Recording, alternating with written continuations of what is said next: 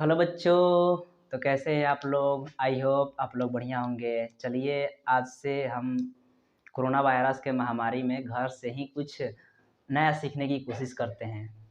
हमारे बोर्ड का एग्ज़ाम नज़दीक आ रहा है, हम लोग का पढ़ाई थोड़ा कम हो रहा है, तो हम ऑनलाइन माध्यम से आपको कुछ नया सिखाने की कोशिश करते हैं। चलिए मैं 10th के लिए साइंस का एक नया सिलेबस लेकर आया। नया नहीं, पुराना ही आपका है, मेरा और कुछ नहीं इसमें। उसी को थोड़ा-सा मैं एलाबोरेट करता हूँ और देखते हैं कि सिलेबस में हमारे क्या-क्या पूछे जाने वाले हैं। चलिए देखते हैं बोर्ड पे। हमारा साइंस जो है आगे चलकर 3 भागों में बढ़ जाएगा। एक होगा हमारा केमिस्ट्री और एक होगा फिज़िक्स और एक बायोलॉजी। तीनों के बारे में आप बढ़िया से आगे पढ़ेंगे। सबसे पहले जान लेते हैं, देखिए केमिस्ट्री में आप लगभग 5 चैप्टर पढ़ेंगे और ये टोटल आपको 25 नंबर का क्वेश्चन पूछा जाएगा आपके बोर्ड में।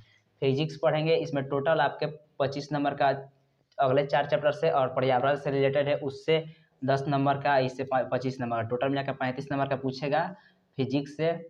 और फिर बायोलॉजी में आपका 20 नंबर से पूछता है। और टोटल मिलाकर आपको 80 नंबर का एग्ज़ाम देना होता है। उसमें लगभग 4 प्रकार के क्वेश्चन होते हैं। जैसे देखिए क्वेश्चन का प्रकार होता है ऑब्जेक्टिव होते हैं, जो कि 40 क्वेश्चन टोटल होते हैं और 40 नंबर के होते हैं। और वेरी शॉर्ट क्वेश्चन जिसका आंसर आपको 2 से 3 लाइन में देना होता है, ये 2 नंबर के होते हैं और इनकी क्वेश्चनों की संख्या 5 होता है। और जो शॉर्ट क्वेश्चन होते हैं इनका थोड़ा-सा एलाबोरेशन करना होता है। इसकी संख्या 5 होती है क्वेश्चनों की, लेकिन ये 3 नंबर के होते हैं। और जो लॉन्ग होते हैं वो तीनों चैप्टर से, तीनों चैप्टर नहीं, तीनों सेक्शन से, बायोलॉजी, फिजिक्स और केमिस्ट्री, तीनों से आपको एक-एक क्वेश्चन का आंसर देना होता है। और तीनों में लगभग बायोलॉजी से एक चित्र ही पूछ सकता है, केमिस्ट्री में प्रयोग पूछ देगा या फिर फिजिक्स में किसी चीज़ का प्रूफ करना पूछ देगा। जैसे कुछ भी पूछ सकता है, जैसे स्नेल का नियम पूछ दे या फिर प्रकाश से संबंधित कोई पूछ दे।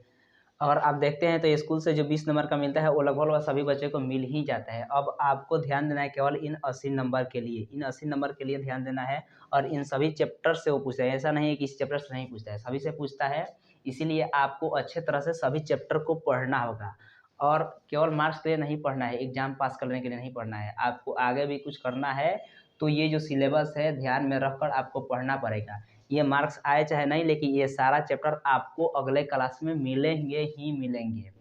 अब हम लोग इस चैप्टर को एक-एक करके सबको देखेंगे।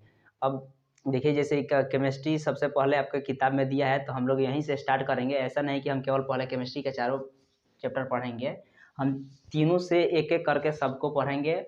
और आपको क्वेश्चन का आंसर भी अलग सेक्शन में दिया जाएगा और इसका कॉन्सेप्चुअल भी आपको दिया जाएगा। आपको कॉन्सेप्ट भी मिलेगा और इन-टेक्स्ट क्वेश्चन भी मिलेगा।